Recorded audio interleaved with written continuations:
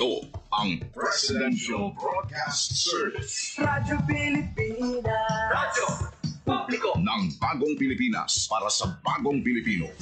Naghahatid ng mahahalagang balita at impormasyon na guugnay ng pamahalaan sa sambayanan. Tulay sa himpapawid ng serbisyo publiko. Radyo Pilipinas. Radyo Publiko.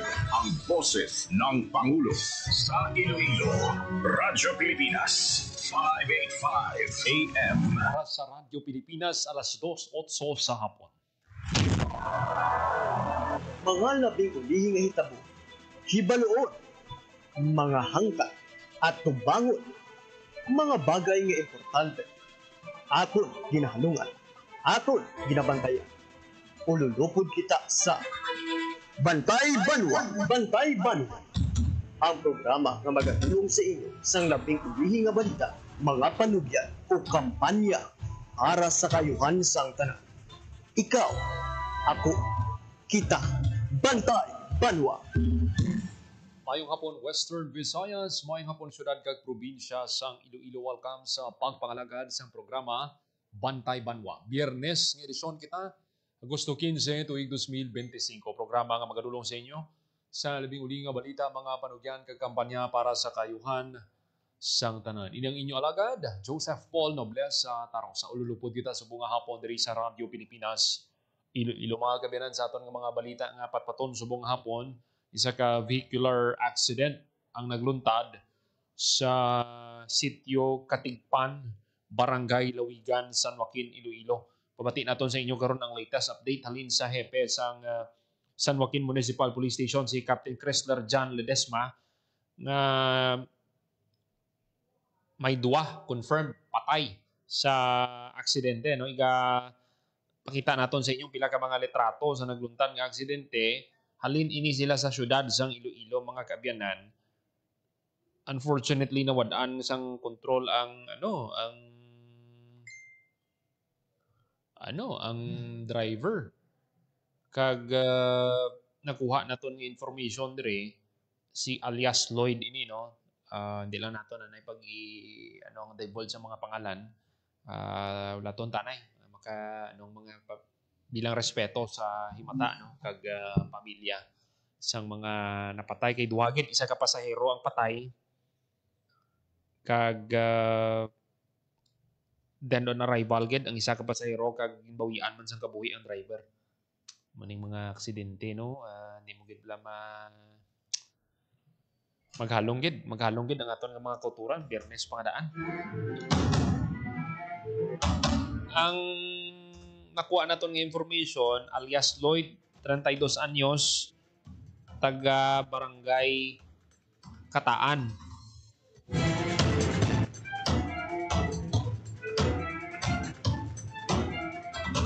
Pabati naton sa inyo karon ang interview naton kay Captain Chrysler John Ledesma.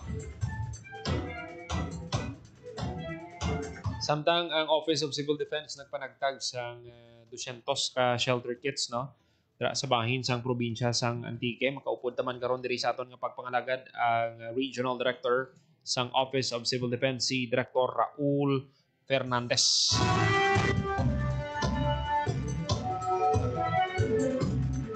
Establishar lang kita sa koneksyon sa Office of Civil Defense. Sining panghatag nila nga shelter kits.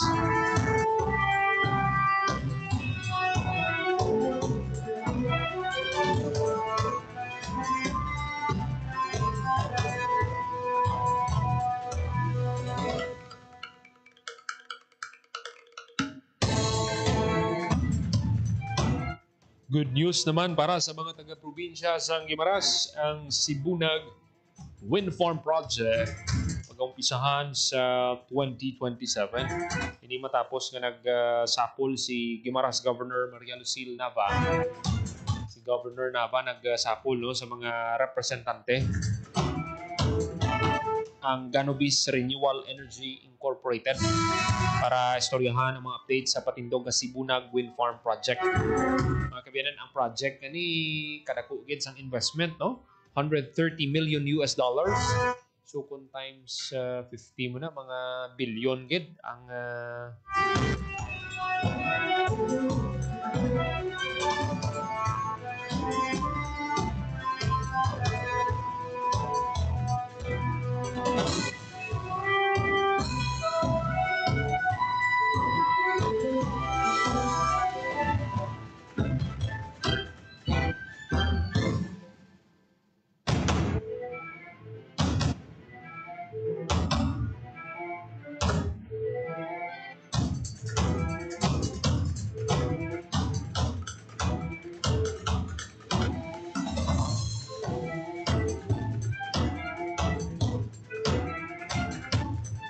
establish na kita sa koneksyon no, sa Office of Civil Defense kay Director Fernandez sa sining pag-turnover nila kay Inas ang shelter kits.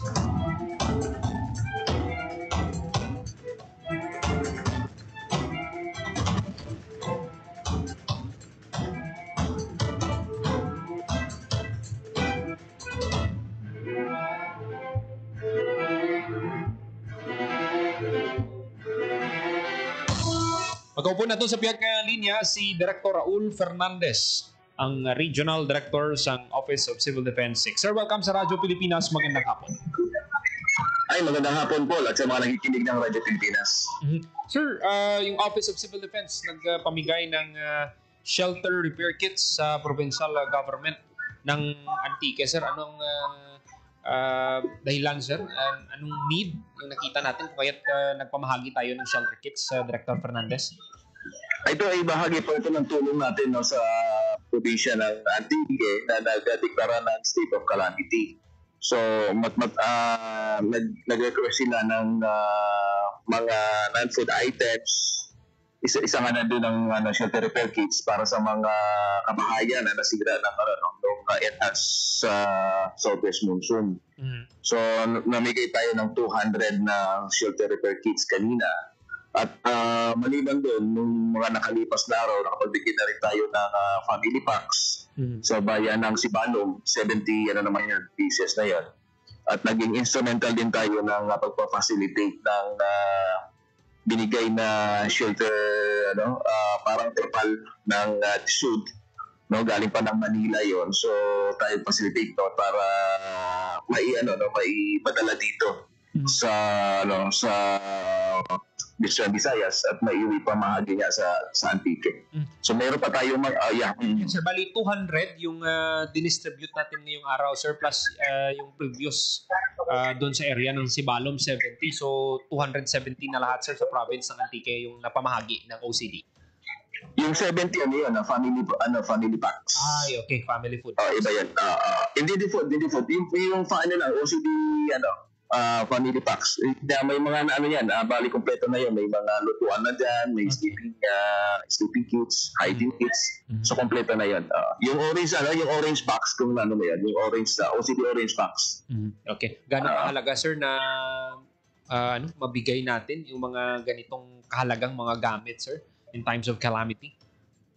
Ito napaka-importante ito sa mga apektado, lalo yung mga nasiraan ng bahay, para makapag-umpisa sila ulit, masaayos nila yung mga bahay, kasi yung mga laman ng shelter repair kits, yan ay mga tools yun, yung carpentry tools na pili nilang gamitin sa pag-aayos ng kanilang mga bahay. Okay, so habang nire-repair yung gamit nila, yung bahay nila, sir, may temporary na masisilungan na Director Fernandez, sir? Yes, para maayos nila yung kanilang bahay. Yung mga nasira, kasi may mga martilyo doon, may mga halos kompleto yun, yung mga tools na kailangan nila para igawin yung bahay nila.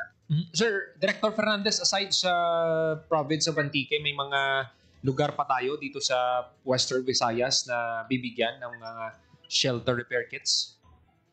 Nakapamigay na ho tayo ng family packs sa probinsya naman ng Aklan. Okay. At dito rin po sa may 56 ng Iloilo, nakapagbigay na rin po tayo ng tulong sa mga nag-request sa atin ng mga hygiene kits sa mga non-food items. At sa siyudad ko ng Iloilo City, Kaya nagpasintindi rin tayo ng nabigyan rin tayo ng more than 2,000 sacks of NFA rights. Okay. Sir, ngayon no, muulan na naman and nakikita natin sir, yung pinaghahandaan naman ng OCD is ito yung mga disaster calamity sir. Last Wednesday, if tatandaan mo, Director Fernandez, bumisita si Pangulong Marcos dito at dito sa Iloilo City at nagsagawa ng inspeksyon sa ilan sa mga flood control projects.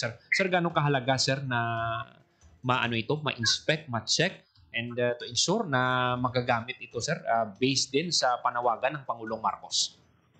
Yan, napakahalaga niyan Paul, dahil nasa napansin natin na naging madalas na yung pagbabaha sa syudad ng Iloilo. Kunting ulan lang bumabaha sila kagad. Katulad ng mga nakaraang yung nakaraang pagdaan ni Crising, tsaka ni Dante, tsaka ni Emong. Halos mahigit 40 barangays, apat na po ng barangay ng Iloilo ay binaha. So kailangan talagang matapos at masaayos yung mga flood control natin, projects natin. Lalo-lalo na dahil sa epekto ng climate change, may tumataas din yung level ng ating tubig dagat. So kapag nagkaganon, talagang makakaranas ng pagbaha yung mga kababayan natin dito sa Iloilo City. Kung hindi maiayos yung mga flood control projects natin. So, ibig sabihin, sir, yung OCD, suportado itong mga hakbang na ginagawa ng Pangulo, sir, to ensure na mapabilis yung mga project at magamit and hopefully makatulong ito na hindi na bumaha sa mga lugar. Hindi lang dito sa Western Visayas, Director, kundi sa buong bansa na. Yes, full support ho tayo sa ganyan mga proyekto dahil kaya nga primarily ang ating ginagawa yung maiwasan yung mga ganyang klaseng mga disaster. Katulad ng para maiwasan natin mga may mga madidisgrasya sa atin or may maapektuhan ng mga kabuhayan. So kailangan natin talaga mga ganong mga proyekto. At yun nga, maliban doon, susuportahan din namin yung ating comprehensive land use plan, yung ng mga ka-classify ng ating mga ng ating mga yung lupa yung ating yung lupa, yung classification, yung land use, para na rin ma-proper yung paglalagay dito mga klaseng project.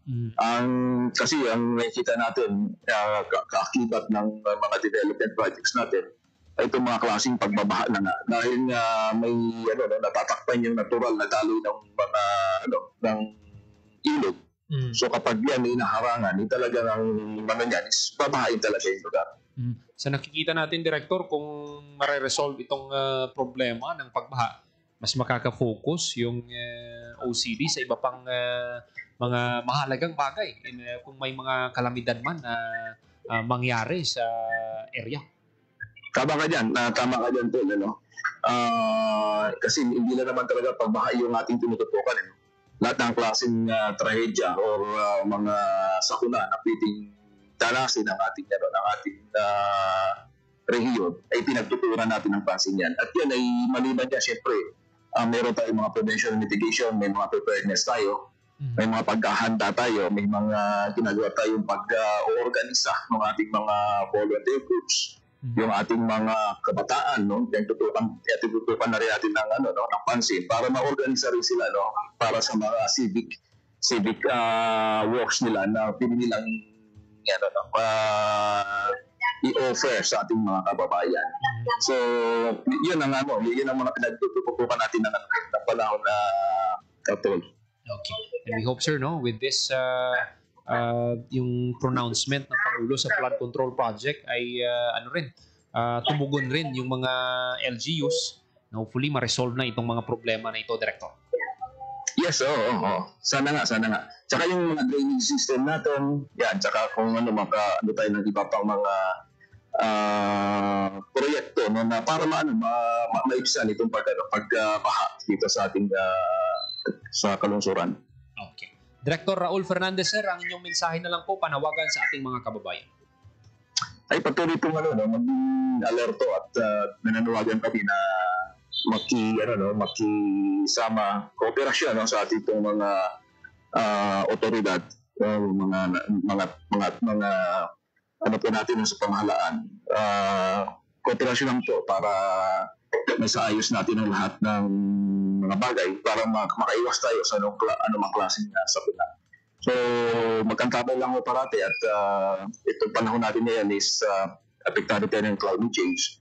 So, talagang we need to be prepared and to make our maging resilient tayo, maging matatag tayo sa anumang pwedeng dumating sa ating bayan.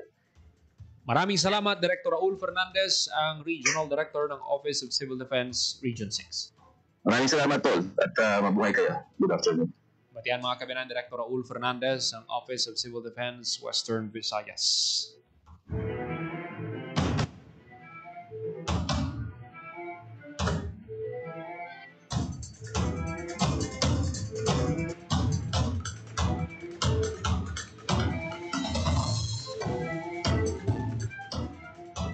So ang shelter repair kits contains essential tools gamit including combination pipe, pliers, shovel, crosscut saw, mga gamit bala sa pagkayos ng balay.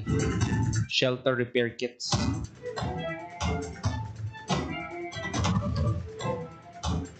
Nagpasalamat gid ang provincial government sa Antique sa OCD for promptly responding sa kinahanglan sa mga pumuluyo. At ang ini nga bulig will have families begin the process of recovery and rebuilding.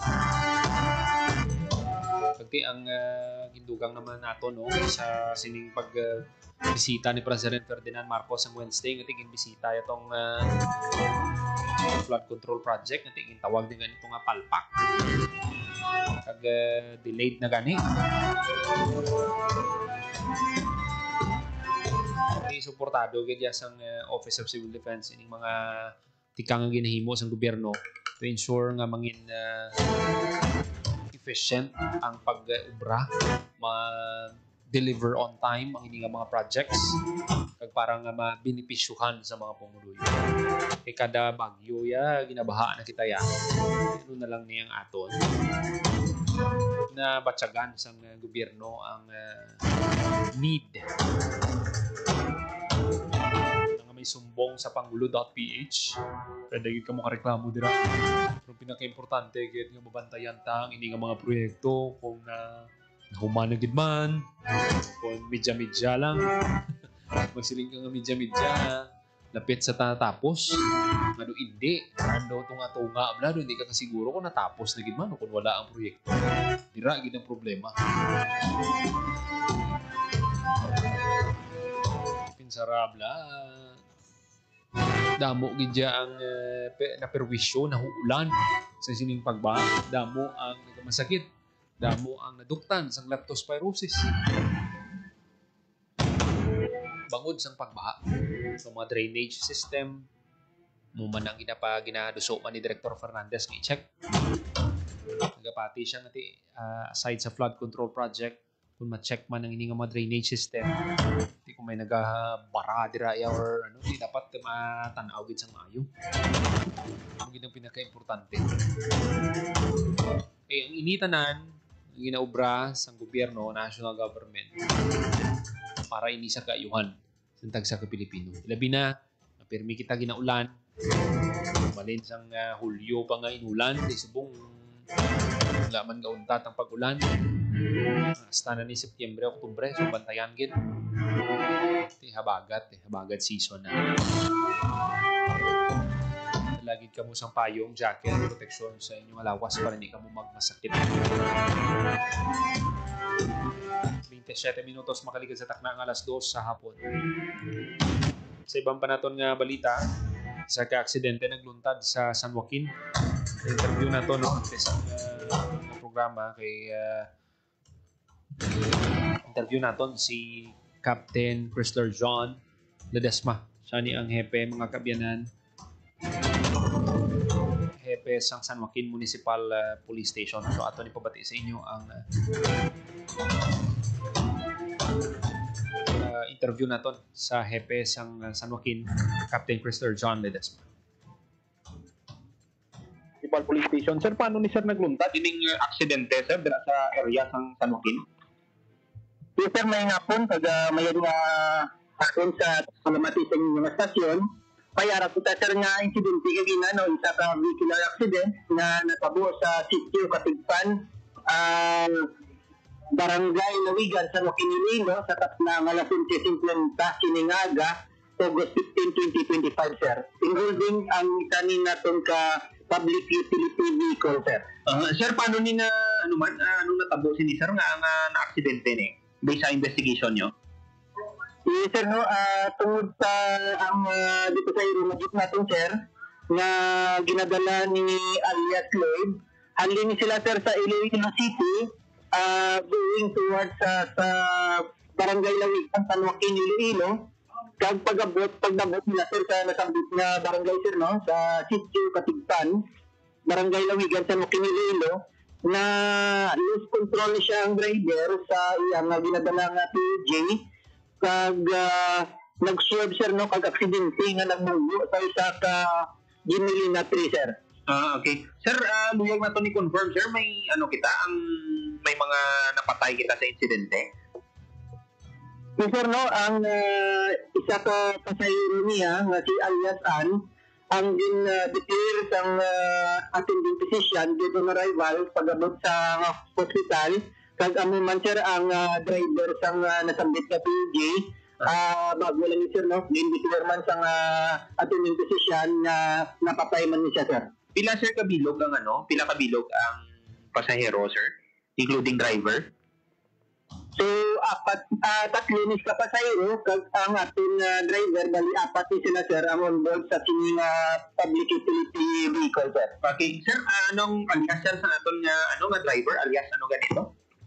Si alias Lloyd, ang driver natin, 32 years old, married, kag residente sang Barangay Kataan, San Joaquin, Iloilo. Lloyd. Ay, okay. Sige, sir. Batian si Captain Chrysler John Ledesma, ang hepe, mga kabinan ng hepe sa San Joaquin Municipal Police Station.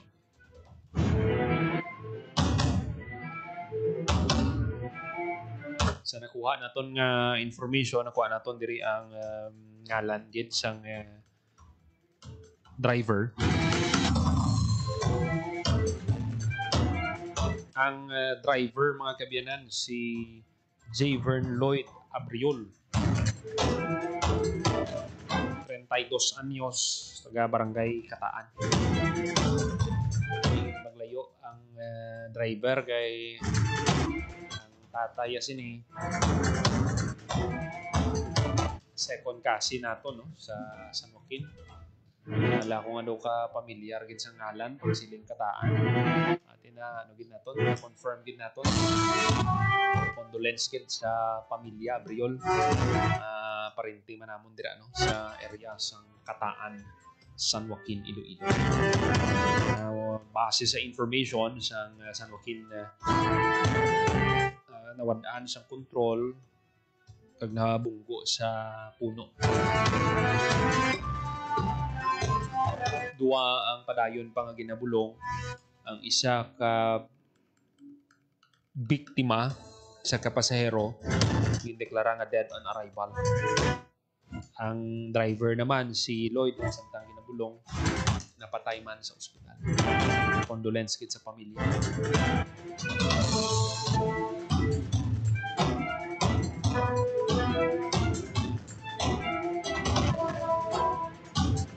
Hindi mo gid mapaktan ng ano man ang ginaobra naton sa aton nga pangadlaw-adlaw. Kawan ta gid ang mga bagay nga trigger sa aton nga magpaminsar sa mga negatibo nga bagay. Pabilin na kita nga positibo, pangamuyo kita. Pero ang kamatayon, pangita ginaya sa kasun. Tugod kung oras mo gina. Buti kung sa dalan, pwede ko man lang dublihalong pagkikita. Kung Hindi ko ni makita eh. Ang makon nga hinablos na ni siya. Sa konduktor, sa nag-driver.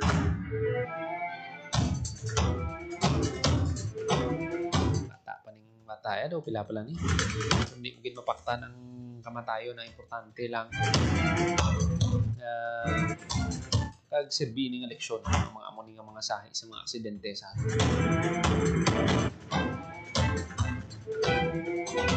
33 minutos magkaligad sa takna alas 2 sa hapon.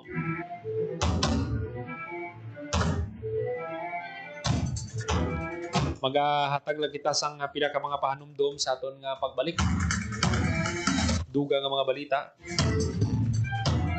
Diri sa gyapon sa programa Bantay Banwa. Sa ASEAN, iisa ang laban pagdating sa kalusugan. Kaya't ang banta sa isa ay banta sa buong rehiyon. Ito ang diwa ng One Region, One Health. Alam niyo ba, noong kasagsagan ng pandemya, nagpadala ng tulong ang mga kapitbansa ng mga PPE, test kits at kaalaman. Dahil sa koordinadong aksyon ng rehiyon, mabilis at maayos itong naiparating sa mga nangangailangan. Nagkaroon ng online training, palitan ng datos at sabayang aksyon. Bawat bansa alam ang susunod na hakbang kahit magkakaiba ng hamon. Nagkaisa rin ang mga scientists at health workers mula sa iba't ibang bansa. Nagtulungan sila sa pagbabahagi ng research, pagbuo ng solusyon at pagtuturo para mas mapabilis ang tugon. At hindi lang kalusugan ng tao ang mahalaga. Minsan, ang sakit ay nagmumula sa hayop o kapaligiran.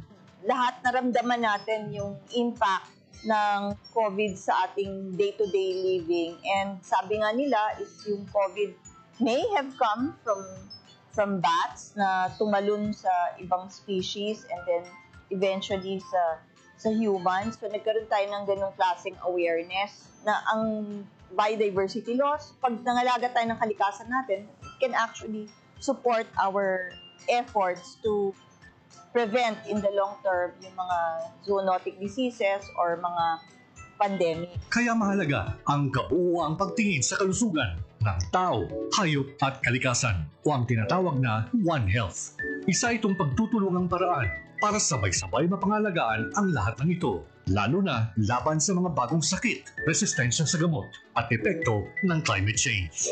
Dahil sa ASEAN, mas mabilis ang tulong, mas handa tayo at mas ligtas ang bawat isa sa rehiyon. One Region, One Health.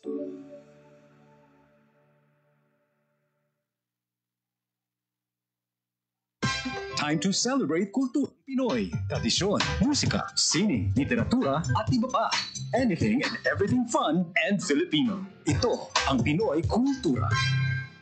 Famously known as the lead female character in the epic 19th century narrative of Jose Rizal's Noli Me Tangere, ang Maria Clara ay isang traditional dress na ginagamit ng mga Filipina. Touch Me Not may not just be the title translation of Jose Rizal's book. Pwede rin yan ang sinasabi niya sa kanyang pananamit, since the dress covers almost all of her person. It surely does.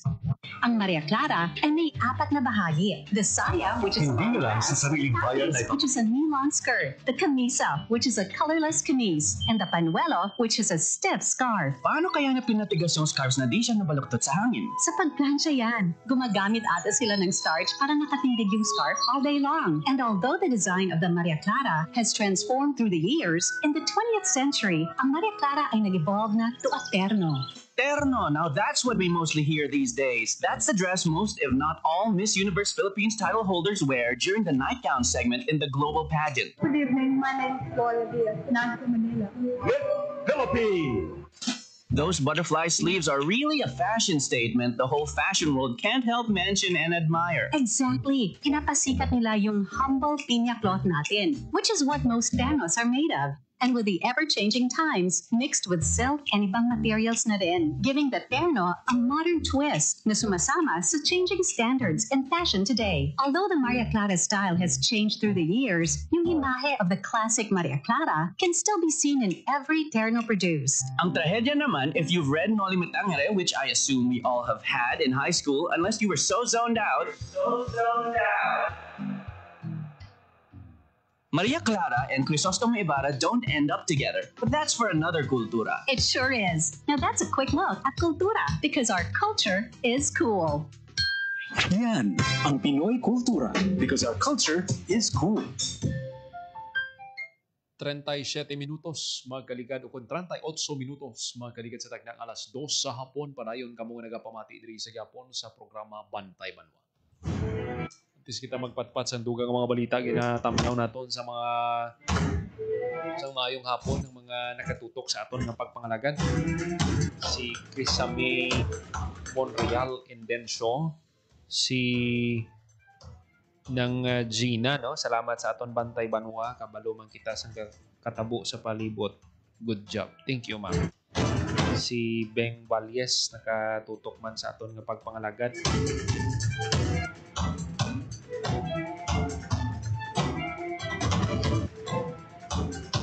Si Nanggiya Gamayon sa Gimaras. Si Tetiel, no? Si Tato sa Magdaluyong ngayong hapon gid. Si Ma'am Zurian Batislaon Amatorio, amigo ko dira. Jess Demosthenes Nidula, brother, maayong hapon.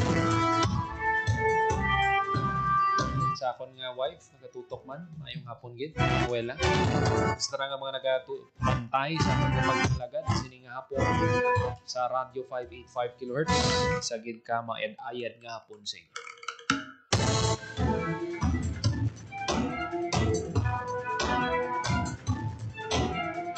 Sa nasiling na naton kay ina, mga kabeng good news para sa mga taga Gimaras. Isa ka wind farm project ang pagatukuron sa probinsya. Para istoryahan ang proyekto, si Gimaras Governor Maria Lucille Nava nagpatigayon sa meeting upod sa Ganobis Renewable Energy Incorporated para istoryahan ang update sa pagatukuron nga Sibunag Wind Farm Project. Ang $130 million nga project, so 130 times 50 mga 600 times na parang kita 130 million ha. Mag 130 million ka times mo sa 50 mga 6.5 billion ang investment sa Ganobis Renewable Energy. May kapasidad ini 103.5 megawatts kag patindugon ini sa 729 hektarya nga duta nga sakop sang barangay Bubog kag Sebaste sa Banwa sang Sibunag.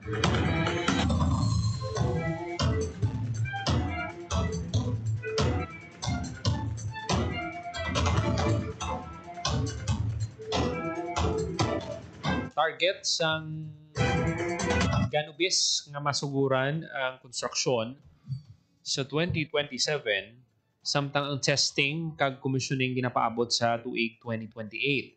Sa karon, yara na sila sa pre-development phase ang proyekto, yung nalakipan sa site studies, environmental compliance certificate application, kag land acquisition para sa transmission line. Suno sa Ganobis, ang wind farm project maghatag sang limpyo kag environment-friendly nga kuryente.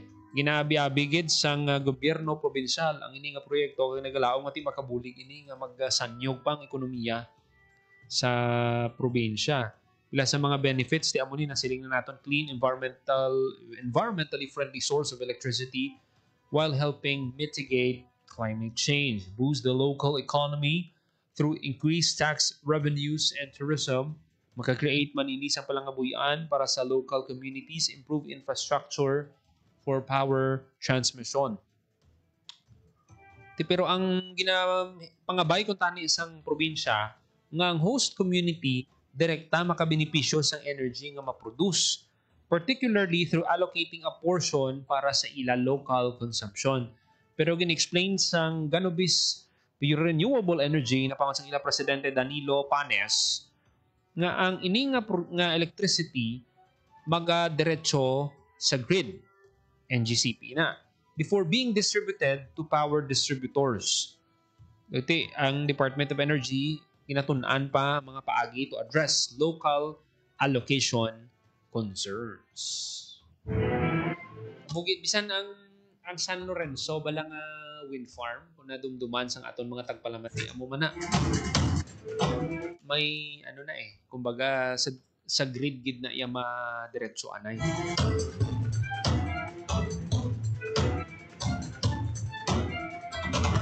Nalipay gid kita no na may mga amo nga mga development sa probinsya. Kumbaga dugang nga atraksyon no aside sa bulig sini sa elektrisidad, dugang nga atraksyon pagid ini. Patahom pagid ang mga kabaranggayan dira. Kisa na dumduman naton pag inauguration na sang San Lorenzo Wind Farm, naka-cover kita mga residente dira lipay gid gid sila nga makakita maka-experiencehan nila no ang ining mga proyekto. Pero mula na galing ang sa consumption nati amo niyang ginahingyo man sang probinsya through Governor Nava ang pag-istoryahan pa ina. Istoryaton-an pa ina sang Department of Energy.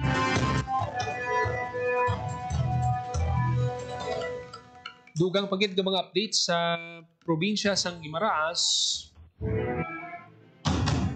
Automation for better public service.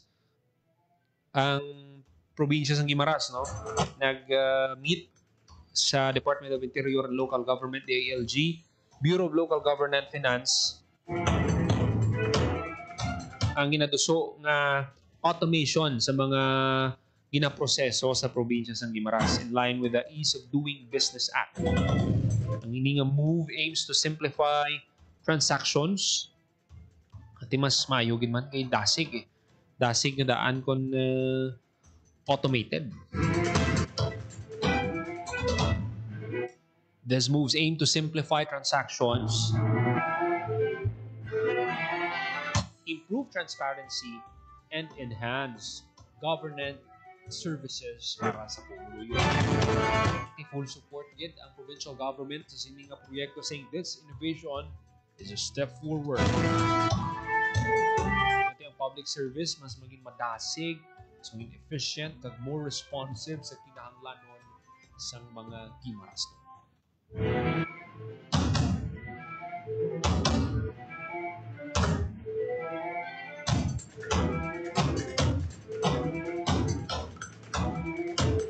...45 minutos magkaligad sa takna ng alas 2 sa hapon.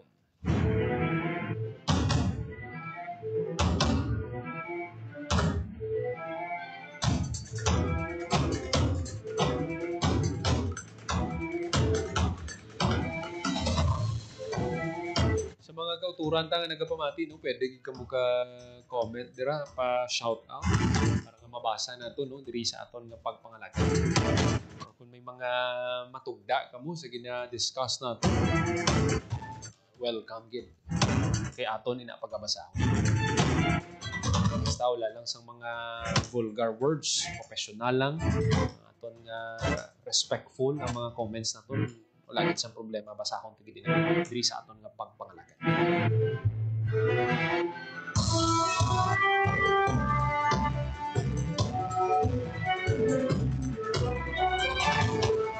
Sa 6 minutos magkaligad sa takdang alas 2 sa hapon.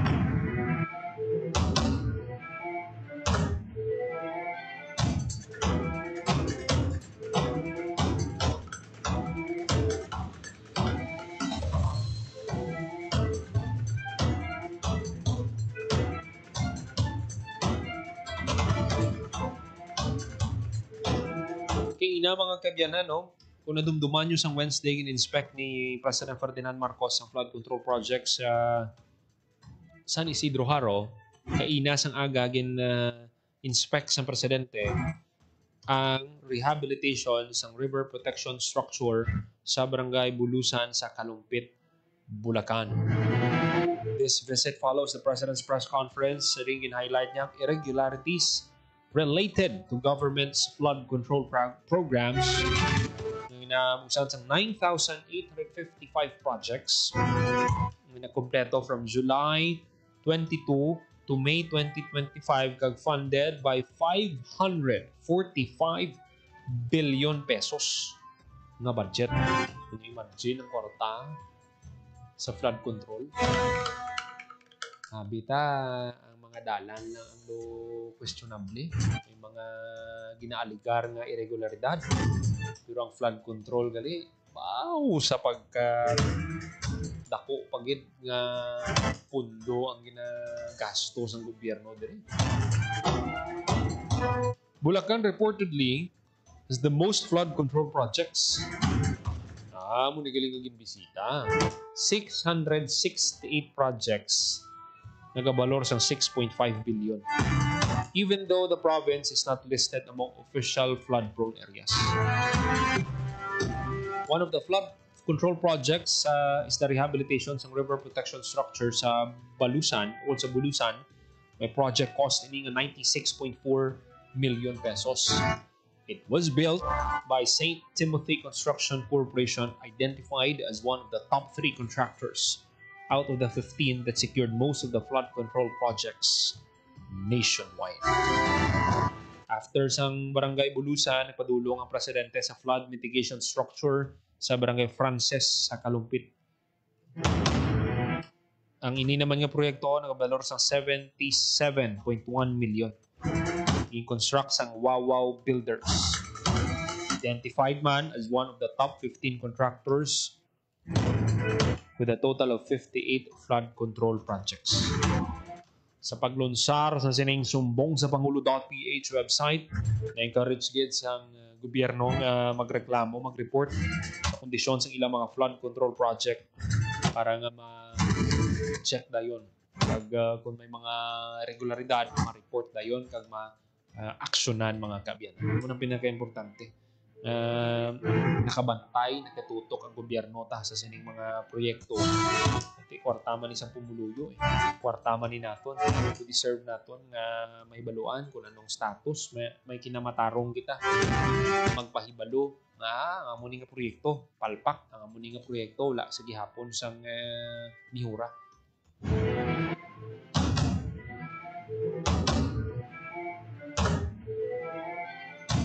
50 minutos magaligad sa takna nga alas 2 sa hapon. Sa dugang panaton nga balita,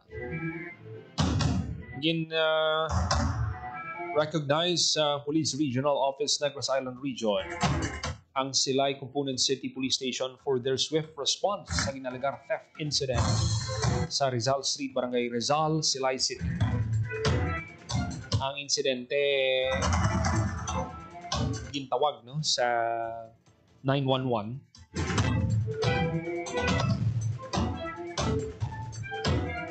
Iti ang information ginpahibalo dayon report dayon ginrespondihan.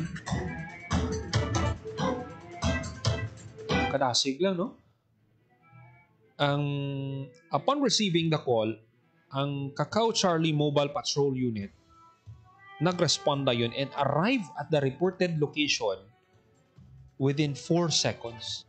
Can you imagine? 4 seconds. Narespondihan dayon. Followed closely by isa pagid ka patrol.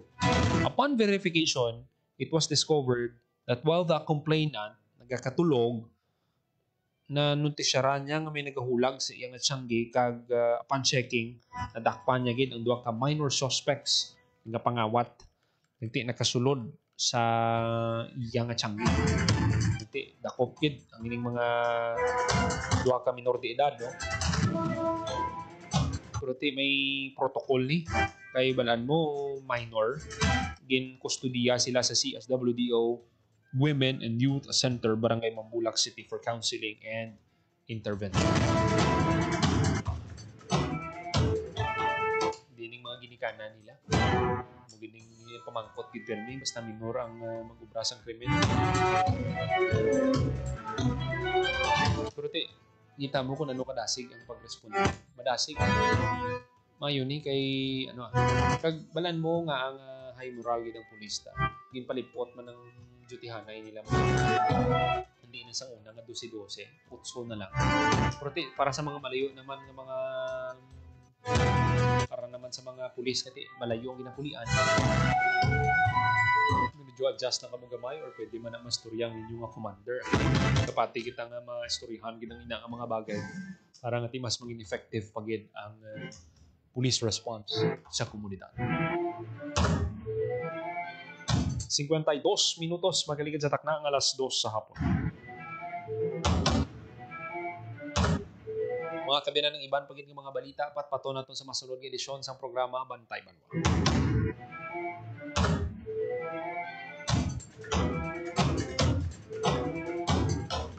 Ginasalamatan tang atong mga kaupdanan sa technical side. Sa studio, Mr. Rochel Jones Sotahero, sa transmitter, Mr. John Magallanes. Para sa Bagong Pilipinas, Joseph Paul Noblesa Tarosa, Radyo Pilipinas, Radyo Publiko. Inyo nabatian ang mga labing uli nga kasayuran. Hulag, hublag, tugtog sa masulod naton nga pag-ulugdanay sa Bantay Banwa. Ang inyong tulay sa himpapawid ng serbisyo publiko, ang Presidential Broadcast Service, Radyo Pilipinas, Radyo Publiko. Radyo Pilipinas. Radyo Publiko. Kinilala ng pang-international at prestigyosong Asia Pacific Broadcasting Plus Awards 2025 para sa kategorya ng Government Streaming. Ito ay dahil sa epektibo nitong pagsasanib ng mga tradisyonal na media tulad ng telebisyon, radyo at print para masabayan ang mabilis na pag-inog ng mundo ng digital at social media tungo sa mas epektibong paghahatid ng mahahalaga at napapanahong mga impormasyon sa mamamayang Pilipino. Kinilala rin ang Radyo Pilipinas dahil sa patuloy na pag-akyat ng rating. Ngayon ay matatag sa pang-4 na pwesto sa Mega Manila ayon sa pinakahuling Nielsen Radio Audience Measurement Survey. At sa social media, nakamit ang mahigit 2,000% pagtaas ng bilang ng mga sumusubaybay sa Radyo Pilipinas page sa unang bahagi ng 2025. Patunay ito na ang inyong Radyo Pilipinas Radyo Publiko ay tunay na kaagapay ng inyong pamahalaan sa paghahatid ng serbisyo sa mga mamamayang Pilipino. Mula sa aming lahat, sa ngalan ng inyong pamunuan at mga kawani ng Presidential Broadcast Service, kasama ang inyong mga himpilan ng Radyo Pilipinas sa buong kapuluan. Maraming salamat po sa inyong lahat, sa inyong pagtangkilik at pagkilala. Radyo Pilipinas. Radyo Publiko. Ang inyong tulay sa himpapawid ng